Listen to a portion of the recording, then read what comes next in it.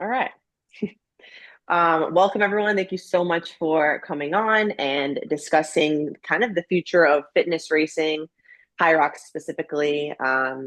Super excited to talk with John Singleton from the program. He officially started the program in the CrossFit space in 2015, has a ton of recognition as far as the CrossFit Games athletes he's been coaching. And we're really excited to kind of pick your brain on what you think the future of Hyrox is gonna be. So why don't you just start off by giving us kind of like an intro, how you got into the CrossFit space, and then why you have now kind of decided to shift toward the Hyrox space.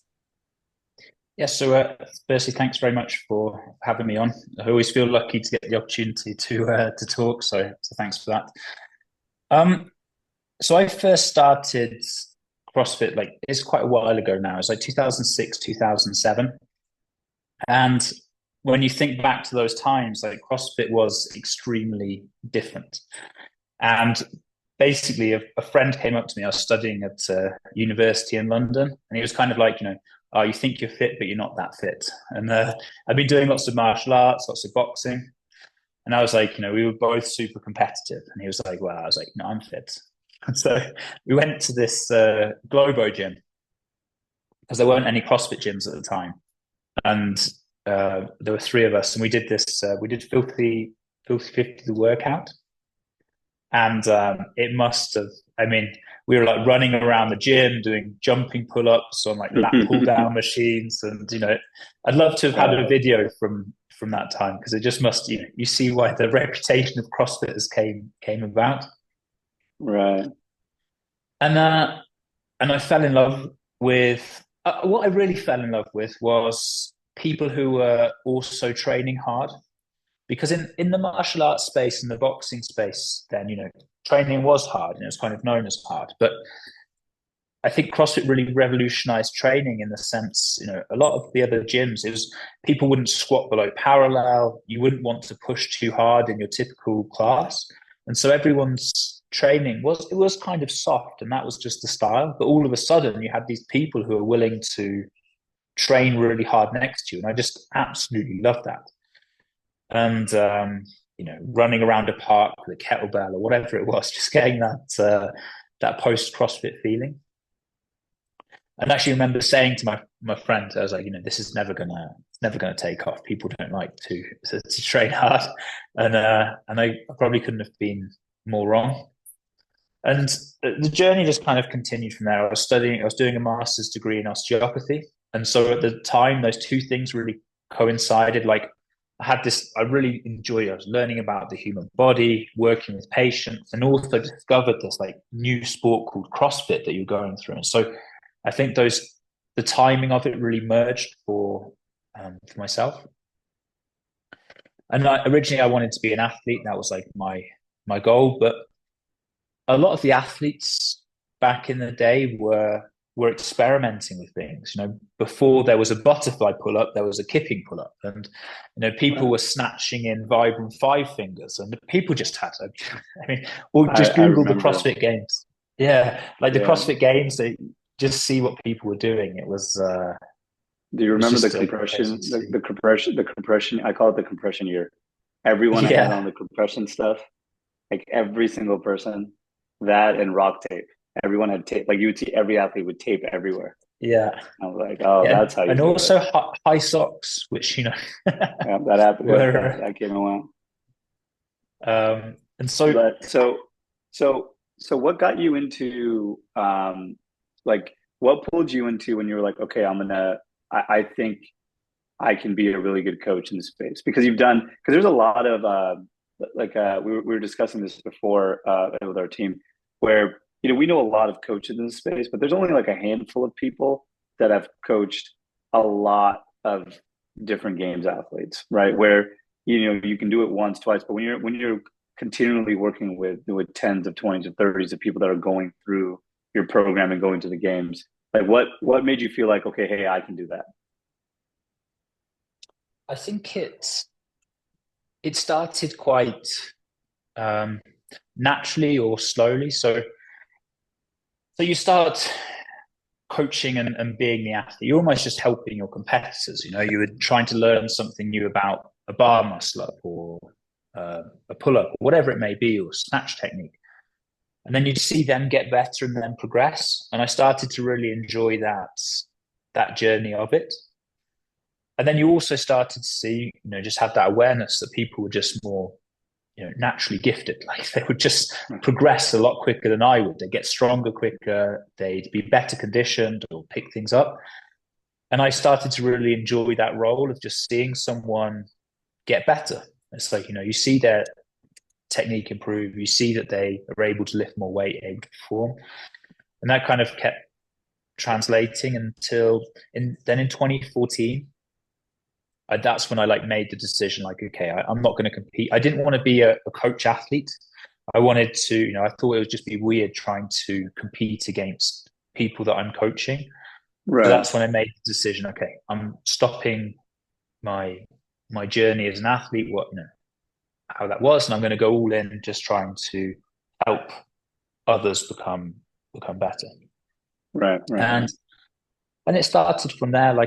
My original work was very focused on movement, trying to help people's movement patterns, obviously with the background in osteopathy, trying to kind of prevent injuries and work on technique movement. And then it just kept evolving into, okay, maybe we need to start changing this. And I think that I was very lucky that my first CrossFit competition, way back in the day, was with Sam Briggs. And so from an early stage, I'd got exposure to some of the best athletes in the world. And that really then gave me a behind the scenes insight to how they're training. And as Meg was saying before the call, the volumes that those guys used to do back in the day was, I don't think people would understand. It was pretty crazy what they do. It was I think the joke, I think back then, or looking back, is everyone was going with that Russian gymnastics method. It's we'll just make them do everything, and 3 people will be able to handle it, and whoever handles it, they're the best. But yeah, and Sam Briggs, probably the most underrated CrossFit Games athlete of all time. People don't talk about her resume enough. And actually, it's really interesting because she was on such a winning streak from 2014 after having won the games. And it was back at the time where they had this different scoring system back then. And now you can have a bad event, but if you can win stuff, you get through. And she was at the tail end of this. It was just a handstand walk that cut her from going to the games. There was just you had to do an unbroken handstand walk. Oh, right, yeah. And she just failed in the first segment. So it's a really little thing, but because of the points, that cut her out. And I completely agree with you that actually Sam was a fierce contender. I mean, there's only a handful of people that have competed at the games where when you saw events, you would say, oh, okay, this athlete is definitely winning that one. And Sam was one of them. You're like, okay, well, Sam Briggs will win these. I wonder how everyone else will do. And then now it's just oh, I guess Tia's winning everything. But, that's what, that was a weird thing with Fraser, Rich, and Tia when they did so well. They would overshadow some of the other really insanely elite athletes during their time that were just right there doing really, really great. But so then, so you do that, the games is popular, you have the program, you guys are doing huge. So why fitness racing? What? Because I imagine you're a busy person, right? And I guess for me, it's we're seeing the rise. So we're noticing a lot of people on btwb just tracking more what we call fitness racing type of workouts. So we know there's a trend in it, but what pulled you towards it? Where you were hey, I think I can coach in it.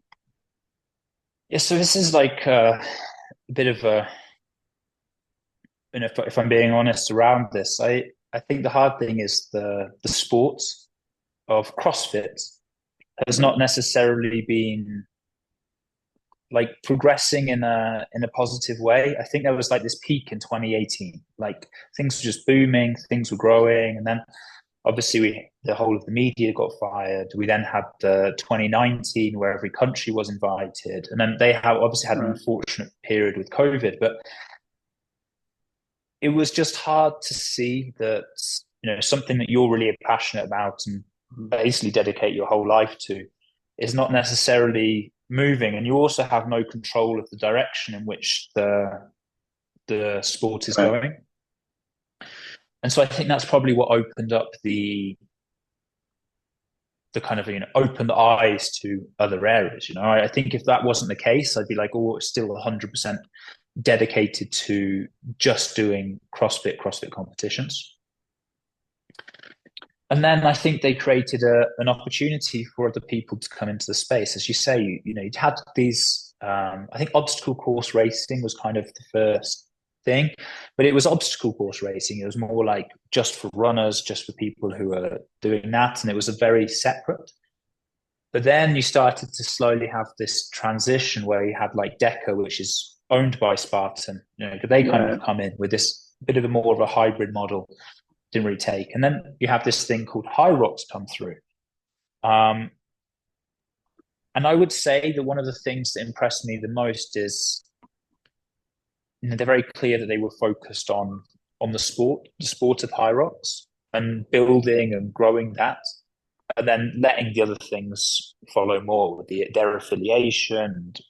And that's something that I've always wanted CrossFit to be able to do, was like, actually, I don't think it's a bad thing that they focus on the sport to spread the word, and then actually the other things fall into place. I think it's a model that, from golf to tennis to all of these things, like there's people focus on the elites of the space because they can be very inspiring, and then actually it translates through the whole community of people getting better because they're inspired by what people are able to do.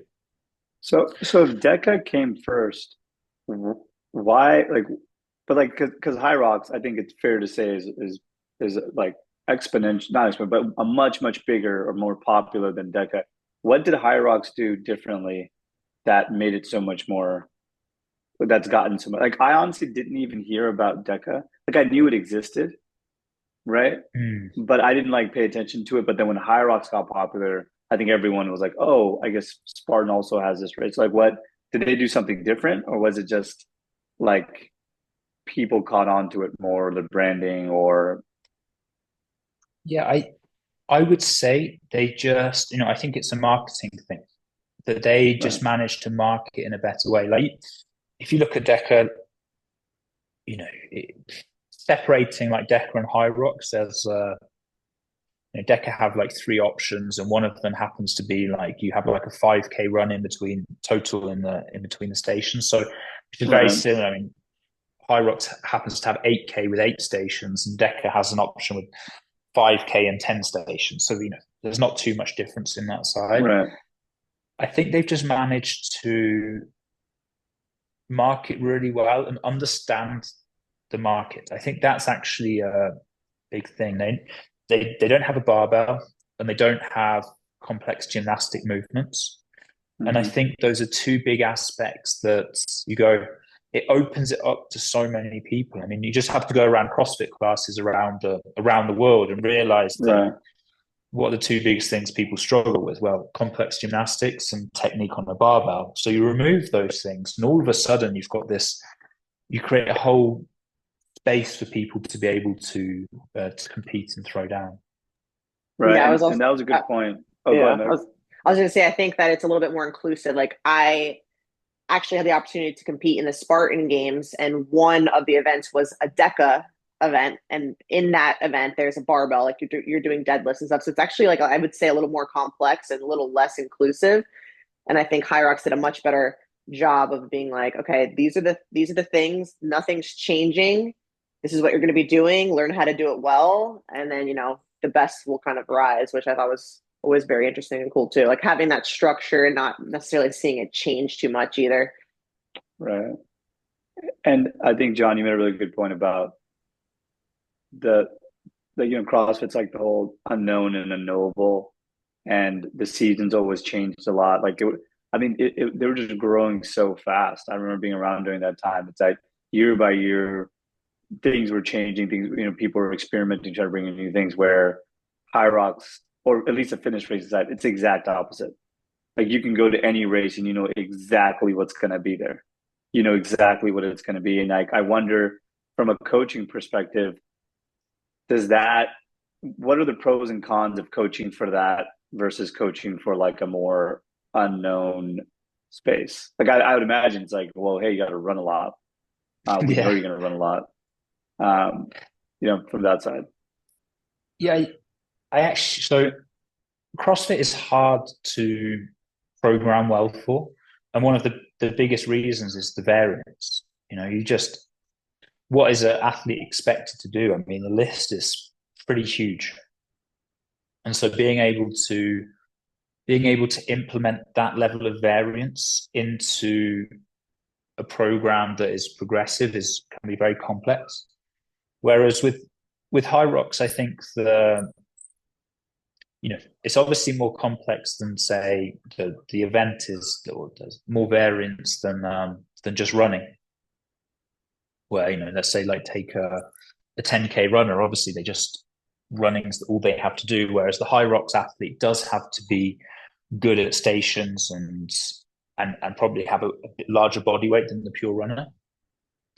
But coming for ourselves personally in the journey, coming from the CrossFit space, it's actually been quite nice to program for an event that is known and knowable, because you know when the athlete's going to compete, you know what the event is, you know so many things, and in CrossFit you just never know. I mean, even on the day of competition, sometimes you won't know any of the events they're going into, and there's a lot more of a luck element involved. Say let's say you happen to be practicing a movement. Let's say you focus on handstand walking, and handstand walking shows up.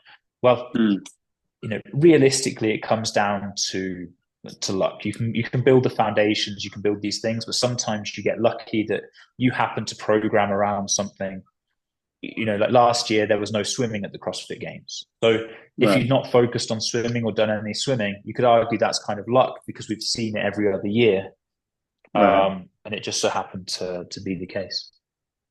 And and and and how popular? Because I think you and I have talked about this before.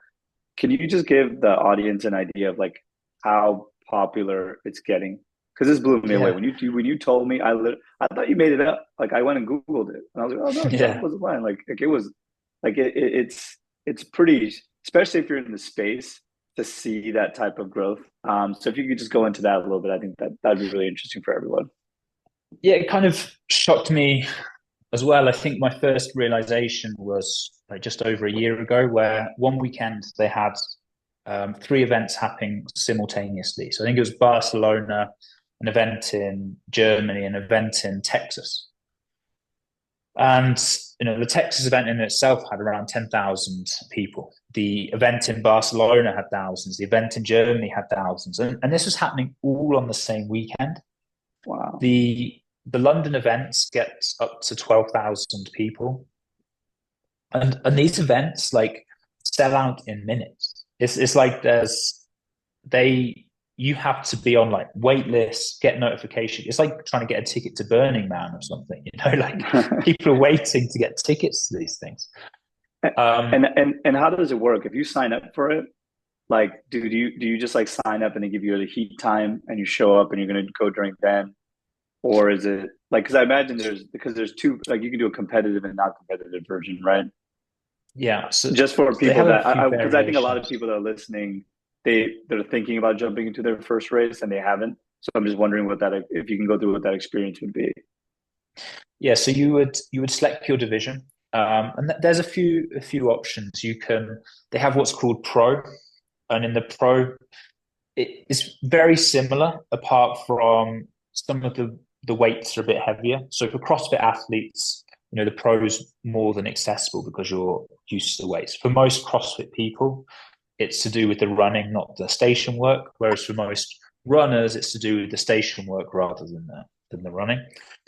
My actual one big recommendation, if sign up, I've done in doubles before, and I think that's really fun. Signing up with someone, you can go mixed doubles or same sex doubles, and that's a fun way. But yeah, you sign up to the events, you select your day, and then you don't know what time slot you're going to be running. So let's say I go, okay, I'm going to be I'm going to sign up in Texas on Saturday, 24th of August. Then the week before, you get given your time slot when you'll be racing. And one thing I think they've done really well is they make everyone feel like an athlete.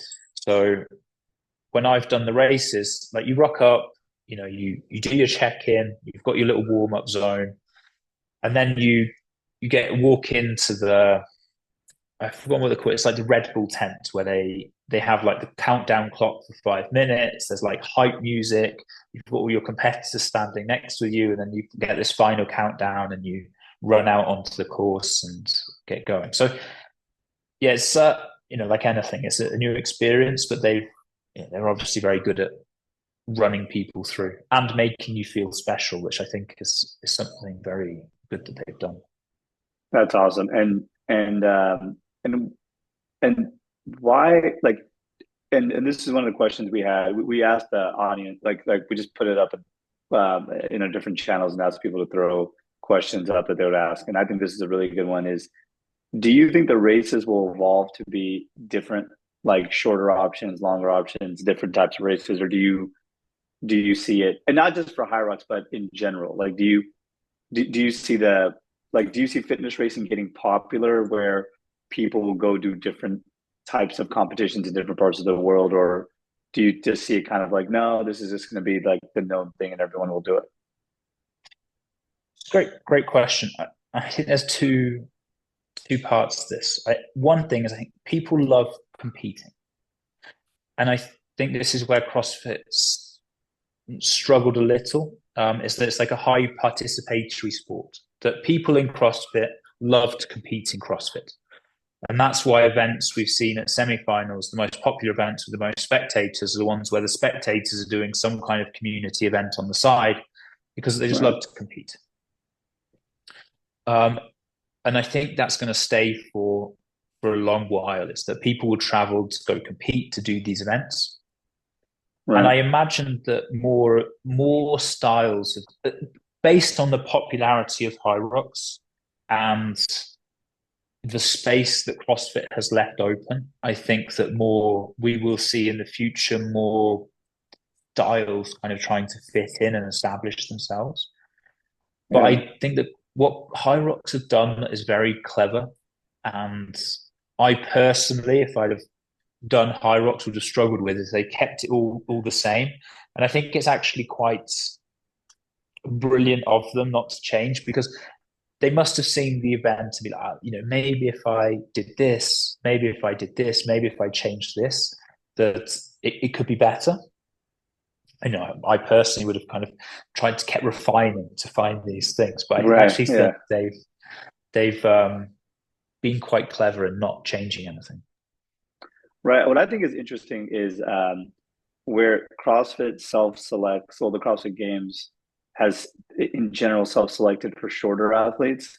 I think Hyrox is kind of doing the opposite, where it's like ski erg, lunges, wall ball, sled push pull, carry, or the push too. It's like, for a person that's kind of taller and has long arms, I'm like, okay. Like even the burpee broad jumps, right? Yeah.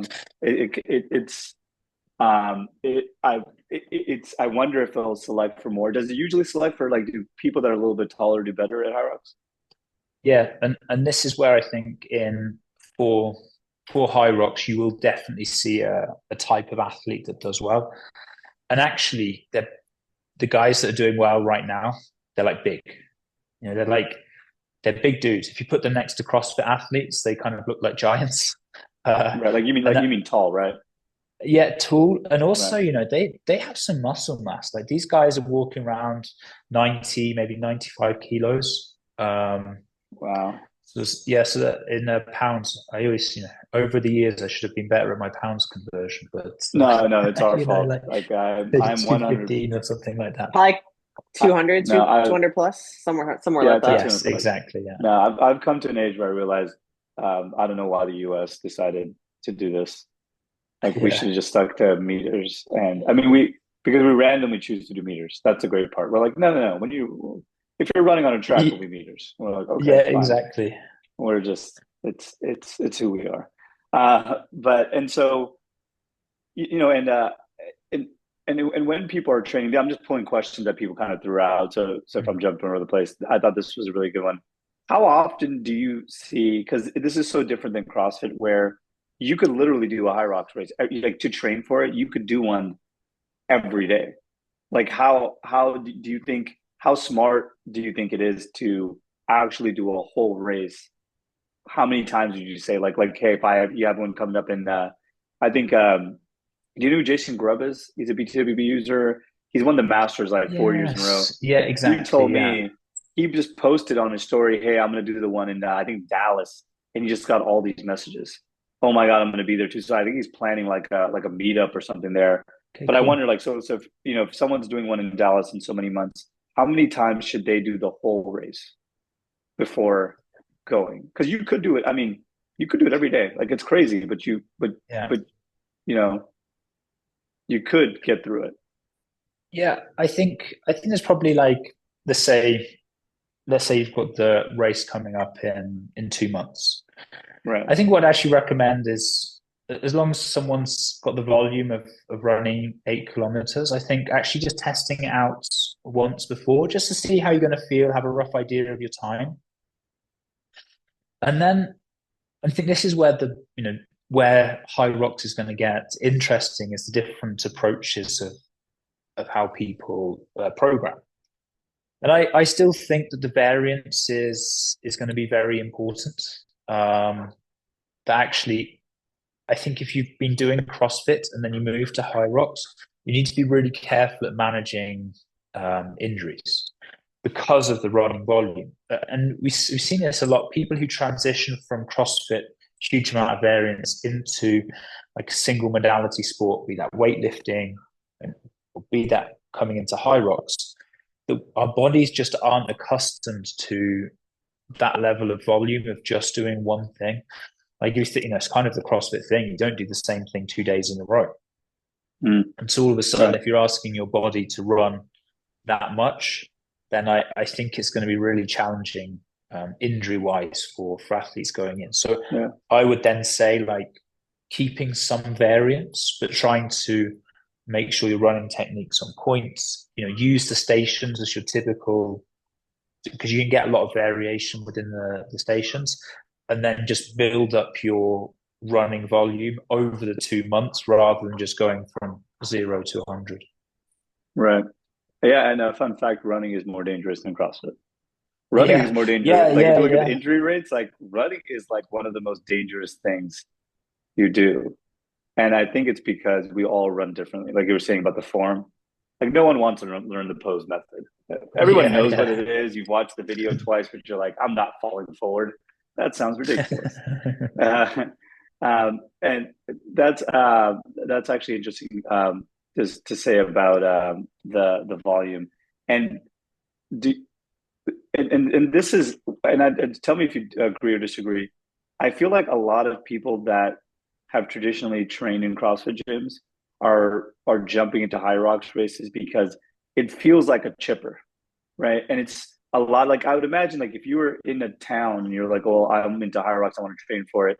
What gyms are going to have the equipment, right? A skier, a rower, a sled pull. You're probably trying to get to an open gym at a CrossFit gym to try to train for it. And that leads me into my question of if you're a gym owner and you're like, hey, well, if Hyrox is going to get popular, how do they integrate either for their community? Because I think it'd be great for a CrossFit community to be like, hey, because people train for marathons all the time or 5Ks all the time or weightlifting competitions in a CrossFit gym as a community.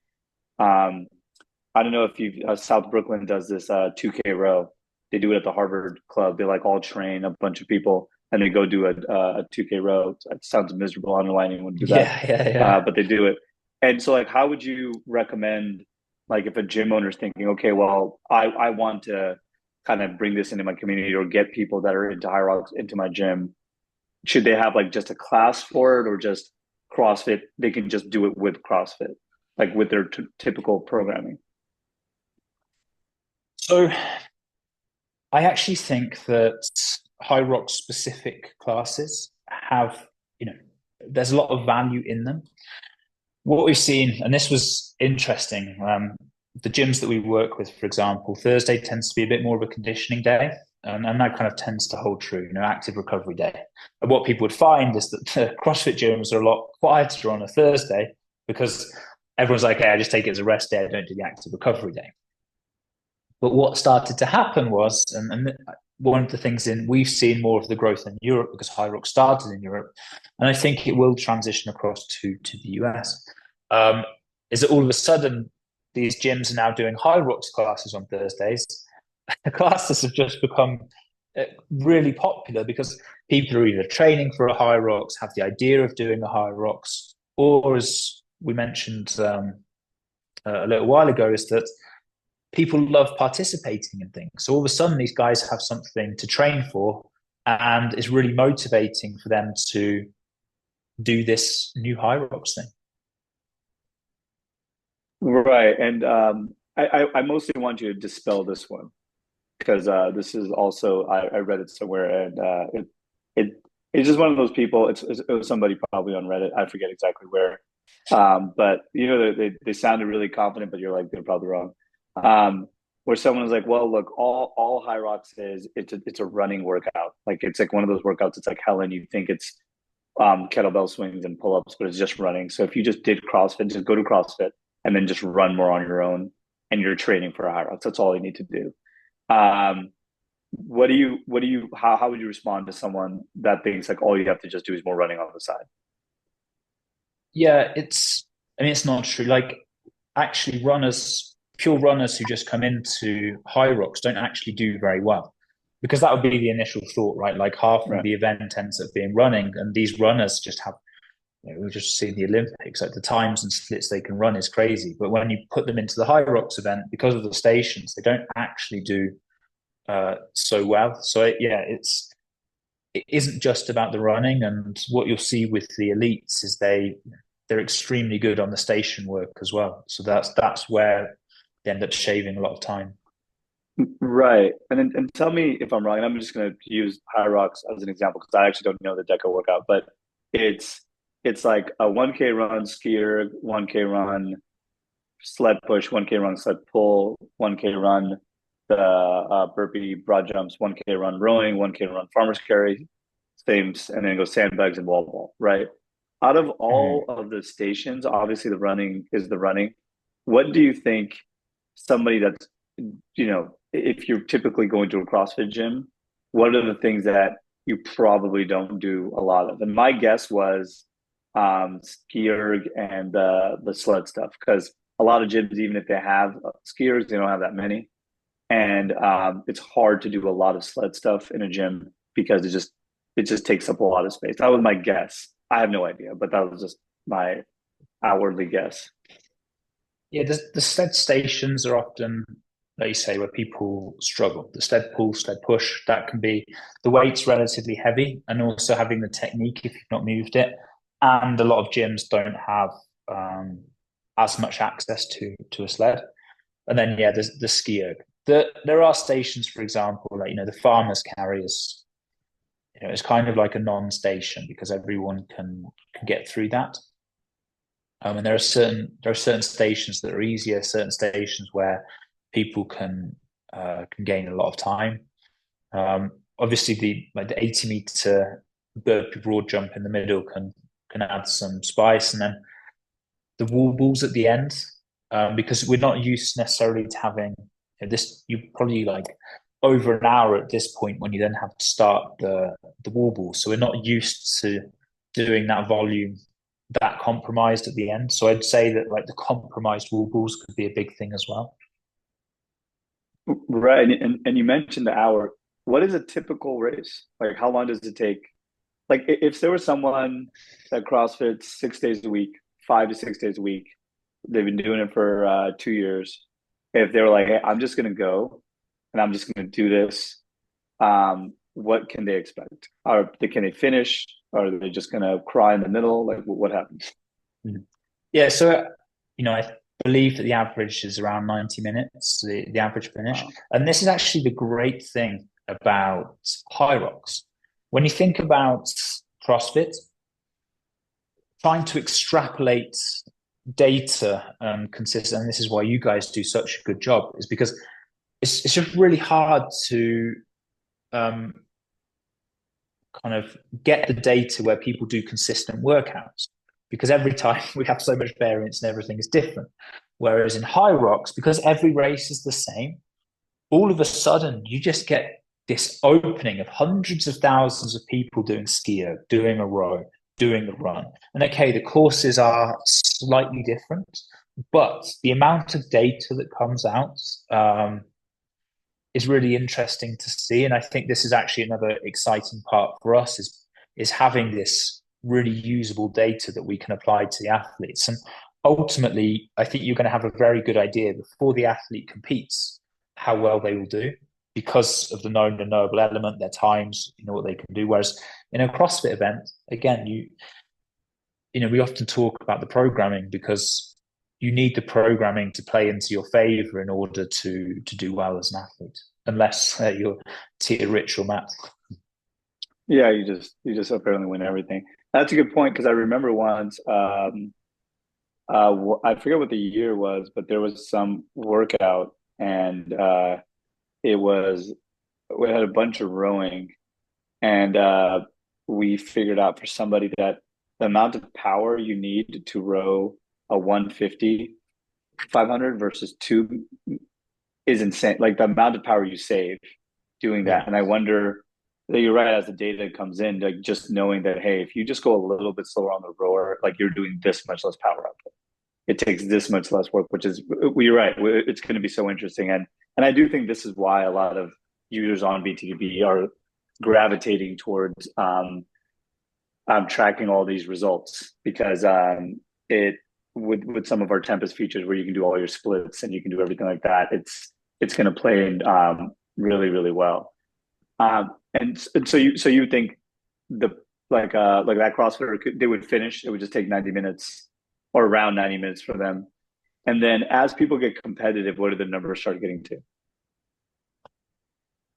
Yeah, so if you take it into the top end, like for females finishing sub 1 hour, and then for males like around 55 minutes or so. I mean, they going below that is again really, really quick. So these guys are really moving, and I think because it's a new sport, those times will continue to go down.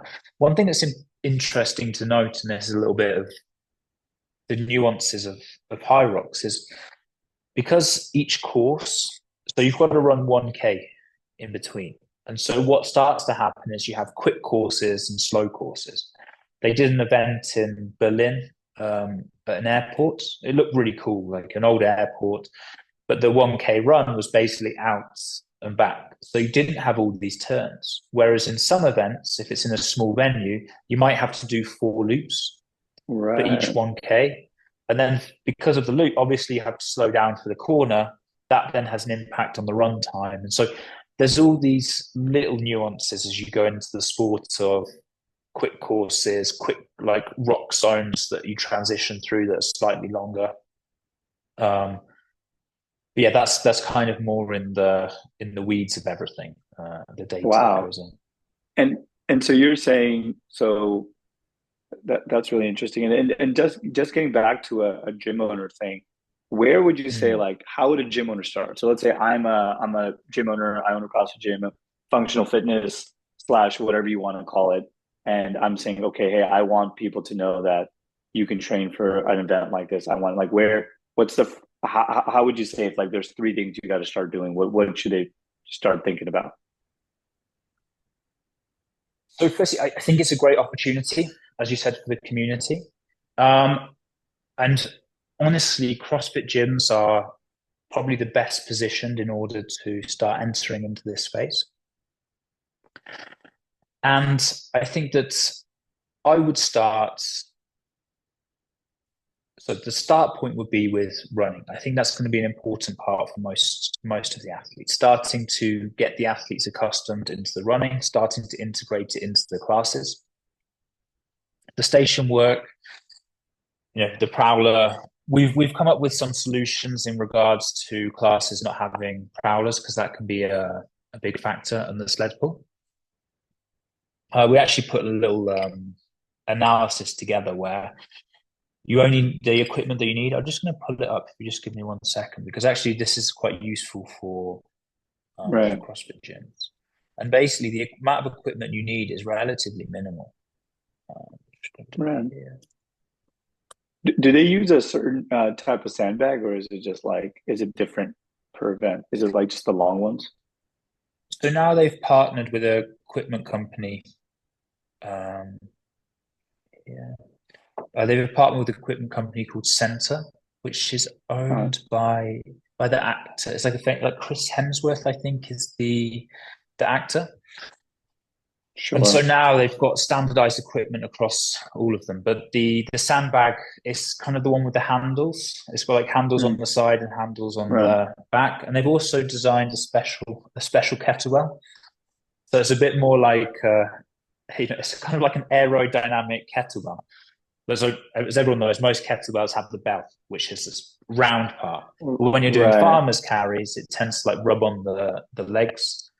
And so they've kind of Right. created this diamond shape that means it doesn't rub on the legs as much. Right. Right. Yeah, sure. I haven't done it, so I don't. But it's like a 200 carry, right? Exactly, Yeah. 200-meter Yeah. carry. Yeah. Yes, so we put this kind of ratio down. So for starting out, you need for 10 people a rough space of like 150 square meters, one ski erg for 4 athletes, one row erg per 4 athletes, one sled per eight, one rope per eight, one wall ball for every two, one kettlebell for every two, and then one sandbag for every two athletes. And so when you start taking those numbers out, you really don't need much equipment to start running big Hyrox classes. When you think about a CrossFit class, barbells, weights, gymnastic pull-up bars, it's a lot more than what you need for doing a Hyrox class. Right. And And so again, and the financial entries are easier. right, that is true. And then do you see people training with, because I would imagine like doing strength training for Hyrox, it's going to help you. Like, do you still see people training with a barbell, still doing like classic functional fitness to train for a Hyrox event or a fitness racing event? Yeah, and we do think it's important. As we said, the people who tend to do well in Hyrox, they are bigger. And so keeping that muscle mass, keeping that ability to move weight is very important. The one thing that we do is focus on less complex lifts. So we don't necessarily worry about split jerks, snatches, but actually just going back to basics of deadlifts, squatting. Right. And there are like cross Hyrox specific gyms now, right? Yes, so And Hyrox is definitely how are those different? Like, so if you had a Hyrox gym and a CrossFit gym next to each other, where would they be similar and where would they be different? actually it's I think it's a very gray area, because Hyrox have kind of entered the space. They've gone like, we want to. They've openly said that they want to have more affiliates than CrossFit over a certain period of time. So they've kind of Right. become direct competitors now. Um, so what we've seen is that actually a lot of gyms have transitioned from CrossFit to Hyrox. So actually, they've kind of become these Hyrox gyms. One of the reasons has been financial. Obviously, CrossFit increased their affiliate fee, and so Right. Hyrox is a lot cheaper to enter. And the gyms enjoy being associated with a bigger organization, and they've made a financial decision to Do you know what switch. the sorry to jump in, but do you know what the price difference is? So like right now, if you wanted to open a CrossFit affiliate, you would have to get your, is it L1 and L2 now? I Yeah, forget. that's right. I think you Right. need your L1, L2 now as L2, well. and then 5 grand, right? Yeah. So you're looking at five, let's just say six, $7,000 to open up your cross affiliate. And then what's that like if you're opening up a higher auction? So their base is 100, like around $100 a month. Oh, really? So And you can, it ends up being a lot cheaper. right. And then what does that get you? So like, if you are a CrossFit affiliate, you can use the CrossFit license, your license to use the name. You can put it in, you can use it in advertising. Your, what the whole spiel of what CrossFit kind of offers, which, and I'm going to play like the devil's advocate for you, like someone's going to say, well, CrossFit has stood the test of time, right? Since 2009, we've seen a lot of things come and go, right? We saw, I saw the American Ninja gyms come and go, and like all these kind of things go. Like, what is your argument to someone says, hey, like, well first, what do you get for the Hyrox training? If you make a Hyrox gym, what rights do you get before we jump into the next one? Yeah, so it's in essence the same thing that you get like the naming rights of calling your Hmm. gym a Hyrox gym. Okay. And then I believe they give you some discounts as well for entering races and early access to certain races as well. Okay, great. So then, yeah, so what do you say to someone that's like, hey, this is a fad. People are going to do it a few times, and then like the fourth time, they're not going to want to do it because one of the things that pulls you into like CrossFit is that it actually is different. Like you're not getting bored, right? I think that is something that people like in CrossFit, where it's always um, maybe sometimes to a fault in CrossFit that it's so dynamic. Yeah, I think I probably was similar. Like this is going to be a fad. This is going to pass quite quickly. But actually, a lot of people, now people are going into like their 15th, 16th race because there's two aspects of it. One is the community aspect, something about CrossFit that people enjoy traveling and the event is only 90 minutes. So you get a group of your gym together and maybe you go to a different country. You have the weekend there and you do this night. It kind of gives you a focus of being in a different place, but you do this event. So it adds more purpose. Um, and there's been CrossFit's a relatively new sport, but you've had marathon running or 10Ks or 5Ks that still attract hundreds of thousands of people. A lot more people do a 5K than do CrossFit. And, Right. there's a lot less variance and people still love to run. And that hasn't changed in hundreds of years. Actually, the 10K is a good point that's been going on. I mean, forever. I mean, I don't know if it's popular in Europe, but we have Thanksgiving in the U.S. and people run the turkey. We call it the turkey trot. You find a 5K somewhere that's happening in your hometown, and you go run. And wow, that's a very interesting take. And so, and is there any like if you are a Hyrox gym, are you allowed to also be like if a CrossFit affiliate right now was like, well, okay, I'll pay to also be a Hyrox gym. Are you allowed to do that, or do they not want you to do that? Yeah, currently there's no restrictions on either side. And Hmm. also one thing, and I think this kind of comes from the Glassman era, is that Globo gyms, for example, weren't you're not able to affiliate yourself as CrossFit. And this is where all the random names of CrossFit came in, whatever it was, like X Cross or X Fit. But Hyrox is allowing that. So you can now get Globo gyms that are affiliating to Hyrox and can use the Hyrox name to run Hyrox classes. And That's ultimately, I think interesting. it probably, yeah, and I think it's probably been a clever decision because you ended up, with these X fits and random names. I think you ended up diluting the brand, and actually you could have had hundreds of thousands more people doing CrossFit and associating with CrossFit rather than like, whatever it is to, take any gym train and put their random fitness class on it. Right, right. But I mean, the interesting part has been that I mean, like nothing. We like the CrossFit was the first. I think within like 5 6 years was basically the biggest cross fitness movement that had ever happened for since I don't even know what before, right? And the Yeah. peak they reached, and I think like the lease rent model, the hot like looking back. the decisions that Glassman and the original crew and everything that they made was like it would be really hard to make that now, right? And you see, like, I think the current um, team right now, they're kind of dealing with, hey, was that like, kind of going back and forth and seeing, like, like you mentioned, they raised rates because they kind of had to and whatnot, right?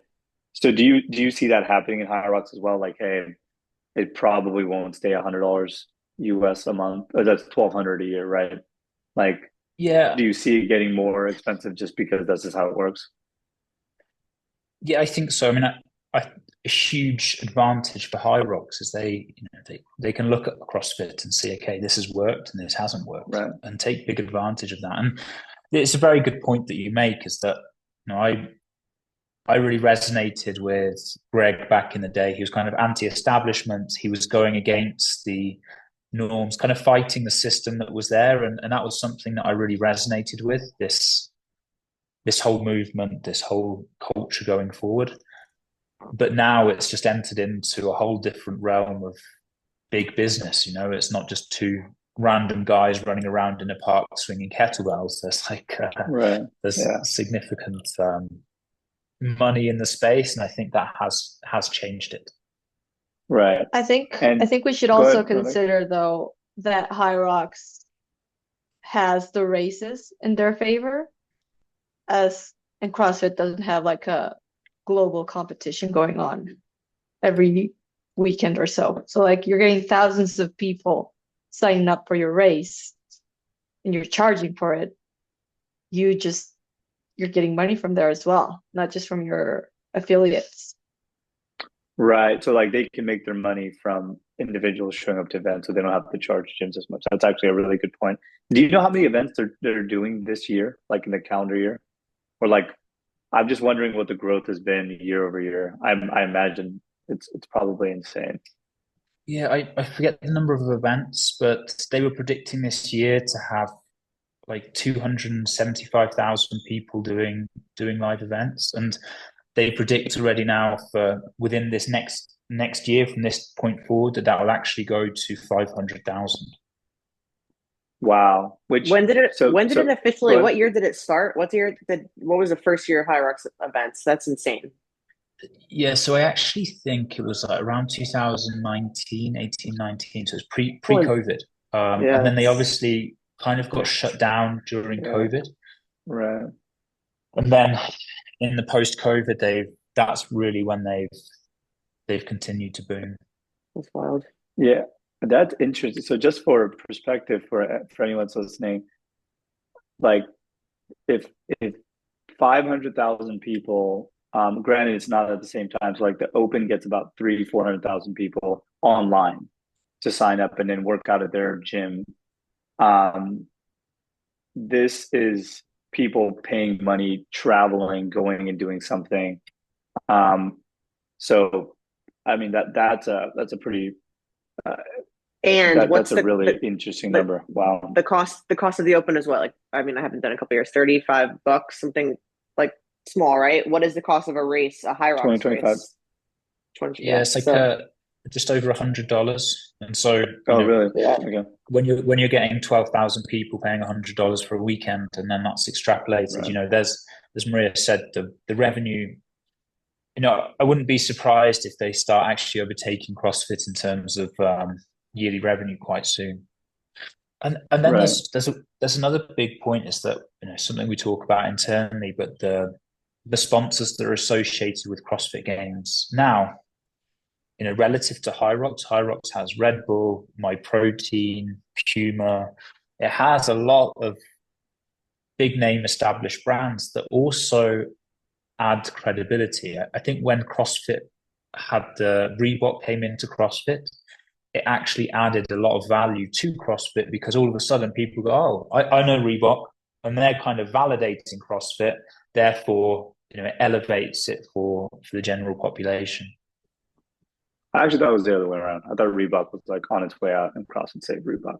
But I'm biased. That's I thought, I thought it was like CrossFit was here, Reebok was here, and they like pulled Reebok up and then came a little bit down for Reebok. Although I mean, maybe I'm biased. I still think the Nanos are probably the best CrossFit shoe that was made during that time, that whole period of everyone making shoes.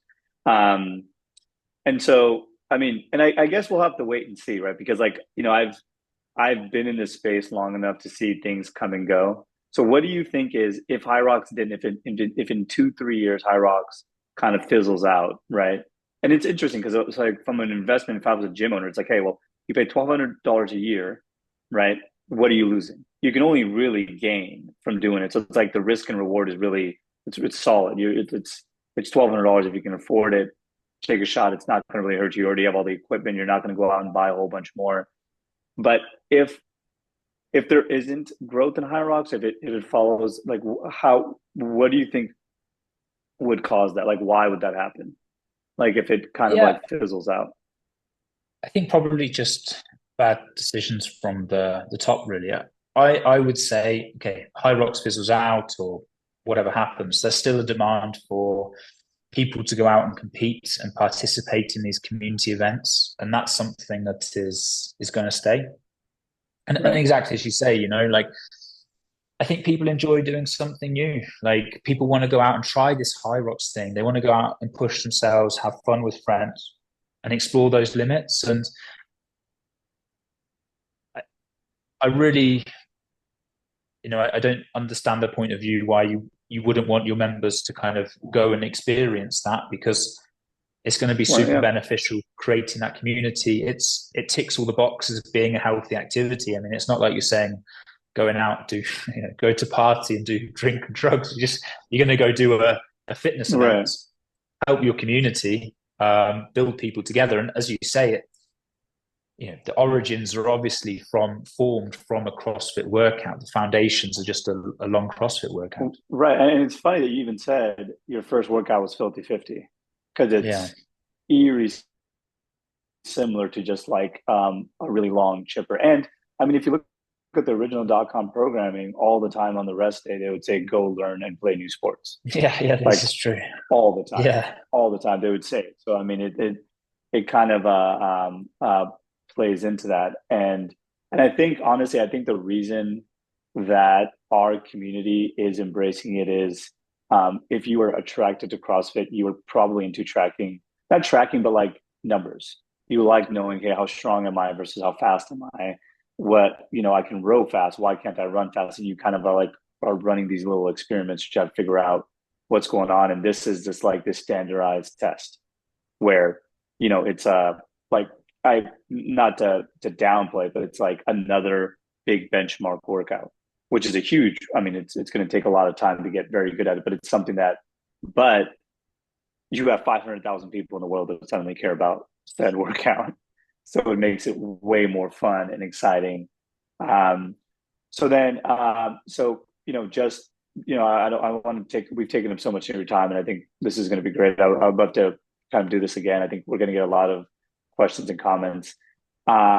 So, we want to push everyone to go check out the program, check out what John's been doing for years, right? We've watched the program and it's you guys have done such a great job. And I think, we're really thinking, we really want to shine a light to the people that are going to, that kind of saw fitness racing get popular in our space first. And I think you were one of the first ones to do that.